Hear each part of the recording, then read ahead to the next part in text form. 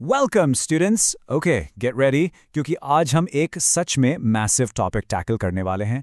आज हम current electricity का एक detailed super one shot explainer cover कर रहे हैं।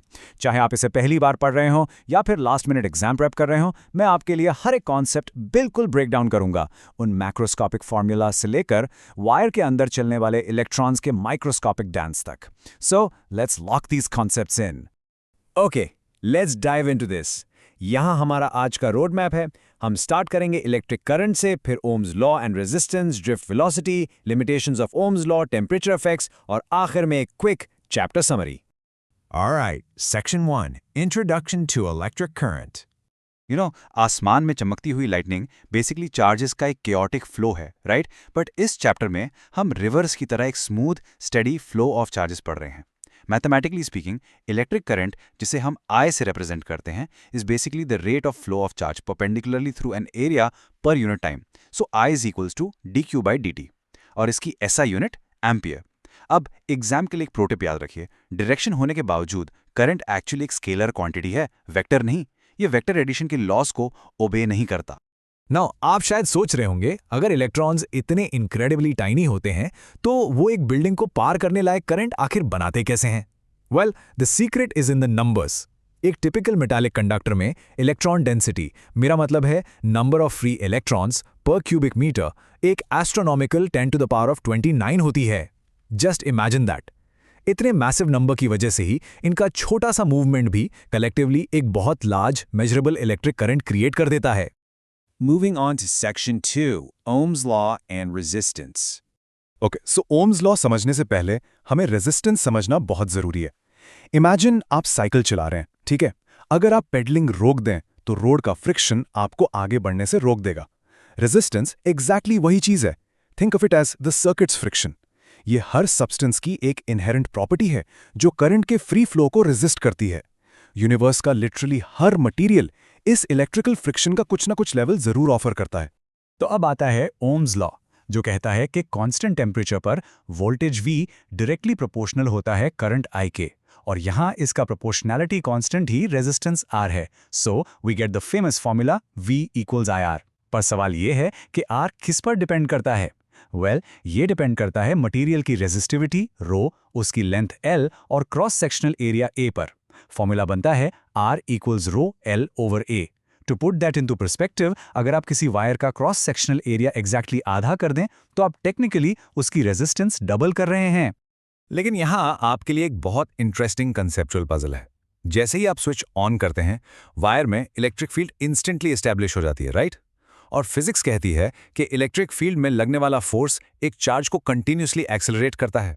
तो फिर इलेक्ट्रॉन्स इन्फिनिटली फास्ट क्यों नहीं हो जाते? वो एक स्लो स्टेडी एवरेज स्पीड पर ही क्यों सेटल होते हैं? Let's find out in Section 3, Drift Velocity and the Origin of Resistivity. इसका आंसर जानने के लिए चलिए थोड़ा जूम इन करते हैं straight to the microscopic atomic level. ये एक्चुअली एक भीड़ भाड़ वाले डेंस मार्केट में भागने जैसा है। इलेक्ट्रिक फील्ड फ्री इलेक्ट्रॉन्स को एक्सेलरेट तो करती है, पर वो ऑलमोस्ट तुरंत heavy fixed positive metal ion से टकरा जाते हैं। बैंग, उनकी स्पीड 0 हो जाती है। फिर फील्ड उन्हें वापस एक्सेलरेट करती है एंड बैंग, दूसरा कोलिजन। इन दो कोलिजन्स के बीच के एवरेज टाइम को हम रिलैक्सेशन टाइम यानी टाउ कहते हैं। इस endless crash and accelerate cycle की वजह से इलेक्ट्रॉन्स एक steady average forward speed maintain करते हैं, जिसे हम ड्रिफ्ट वेलोसिटी कहते हैं। नाउ इन वाइटल फॉर्मूलाज को थोड़ा ध्यान से सुनिए। ड्रिफ्ट वेलोसिटी यानी Vd equals charge of an electron times electric field divided by mass multiplied by relaxation time tau. Next है करंट डेंसिटी J। करंट के अनलाइक, करंट डेंसिटी एक्चुअली एक vector quantity है। ये करंट फ्लोइंग परपेंडिकुलरली पर unit area को represent करती है। फिर आती है कंडक्टिविटी सिग्मा, जो इफेक्टिवली रेजिस्टिविटी का इनवर्स होती है। और आखिर में मोबिलिटी म्यू, जो हमें बताता है कि एक गिवन इलेक्ट्रिक फील्ड में इलेक्ट्रॉन आखिर कितना फास्ट ड्रिफ्ट करता है। इन्हें अच्छे से याद कर लीजिए, ये एग्जाम्स के लिए एब्सोल्युटली क्रूशियल है। All right, Section 4, Limitations of Ohm's Law. तो आपको लग रहा होगा कि ओम्स लॉ यानी V = IR ग्रेविटी की तरह कोई यूनिवर्सल फंडामेंटल लॉ है। ऐसा बिल्कुल नहीं है। अगर ये हर जगह यूनिवर्सल होता तो वोल्टेज और करंट का रिलेशनशिप हमेशा एक परफेक्टली स्ट्रेट डायगोनल लाइन बनता। पर एक सेमीकंडक्टर डायोड के केस में करंट वोल्टेज पर नॉन लीनियरली डिपेंड करता है। डायोड्स, वैक्यूम ट्यूब्स और ट्रांजिस्टर्स जैसे डिवाइसेस ओम्स लॉ को कंप्लीटली डिफाई करते हैं, इसलिए हम इन्हें नॉन ओमिक एलिमेंट्स कहते हैं। That brings us to Section 5, Temperature Dependence of Resistivity. तो अब तक हम जानते हैं कि रेजिस्टेंस एसेंशियली मटेरियल, लेंथ और एरिया पर डिपेंड करता है। पर एक चौथा इनविजिबल फैक्टर भी है जो रेजिस्टेंस को पूरी तरह बदल देता है, और वो है टेम्परेचर। इस फॉर्मूला पर एक नज़र डालिए। किसी गिवन टेम्परेचर पर रेजिस्टिविटी यानी RT equals original resistivity ρ0 multiplied by 1 plus alpha times the change in temperature. या ये अल्फा है टेम्परेचर कोफिशिएंट ऑफ रेजिस्टिविटी, जो इफेक्टिवली ये मेजर करता है कि किसी मटेरियल की रेजिस्टेंस टेम्परेचर चेंजेस से आखिर कितनी सेंसिटिव है। ये particular concept exam point of view से बिल्कुल गेम चेंजर है। देखिए, मेटल्स में जैसे ही आप हीट बढ़ाते हैं, एटम्स विगरसली वाइब्रेट करने लगते हैं। इससे इलेक्ट्रॉन्स के रास्ते में और ज़्यादा ऑब्स्टिकल्स आते हैं, कोलिजन्स बढ़ते हैं, रिलैक्सेशन टाइम कम होता है और अल्टीमेटली रेजिस्टिविटी बढ़ जाती है। लेकिन सेमीकंडक्टर्स एग्जैक्टली इसका उल्टा करते हैं। हीट करने से उनमें और ज़्यादा चार्ज कैरियर्स फ्री हो जाते हैं, तो उनकी रेजिस्टिविटी एक्चुअली डिक्रीज होने लगती है। एक क्विक प्रो टिप यहाँ पे, निक्रोम और मैंगनीन जैसे एलॉयज का अल्फा बहुत लो होता है, इसलिए हम स्टैंडर्ड लैब रेजिस्टर्स उन्हीं से बनाते हैं, क्योंकि हीट होने पर भी उनकी रेजिस्टेंस ऑलमोस्ट कांस्टेंट ही रहती है। Let's transition to Section 6, Electrical Energy, Power and Circuits. जब किसी सर्किट में करंट फ्लो करता है तो प्रैक्टिकली वर्क डन होता है और एनर्जी ट्रांसफर होती है।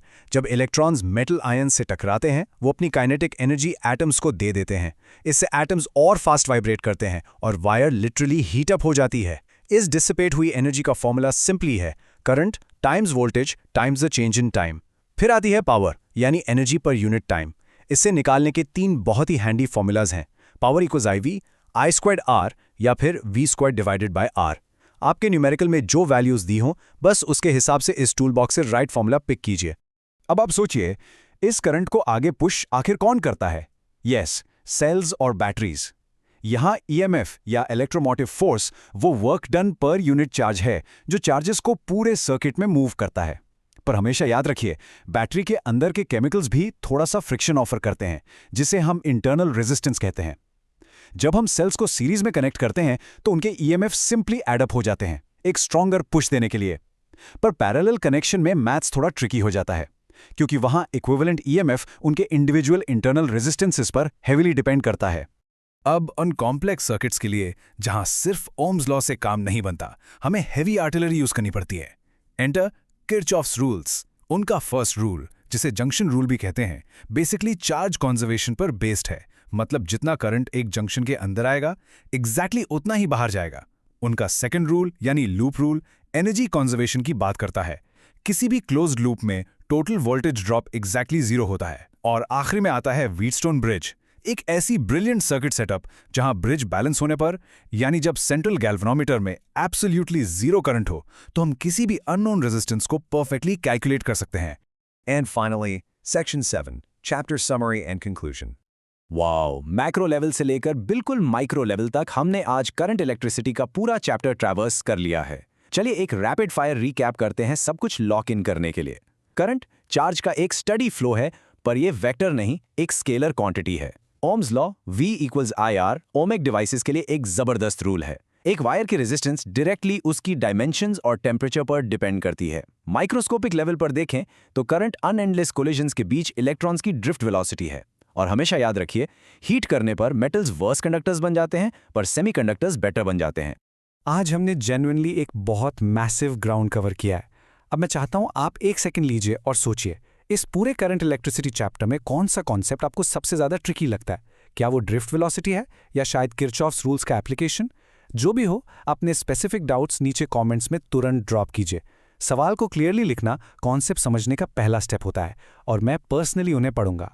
अगर आज के इस एक्सप्लेनर ने आपके करंट इलेक्ट्रिसिटी के कॉन्सेप्ट्स क्लियर कर दिए हैं तो लाइक बटन जरूर दबाना और चैनल को सब्सक्राइब करना बिल्कुल मत भूलना। डिस्क्रिप्शन ओपन करके पूरे चैप्टर के डिटेल्ड नोट्स जरूर डाउनलोड कर लीजिए। पर आज का सेशन एंड करने से पहले मैं आपको एक आखिरी थॉट देकर जाना चाहता हूं। अगर सुपरकंडक्टर्स में रेजिस्टेंस बिल्कुल 0 होती है तो क्या उनमें इलेक्ट्रॉन्स बिना किसी कोलिजन के लिटरली इन्फिनिट स्पीड तक पहुंच सकते हैं?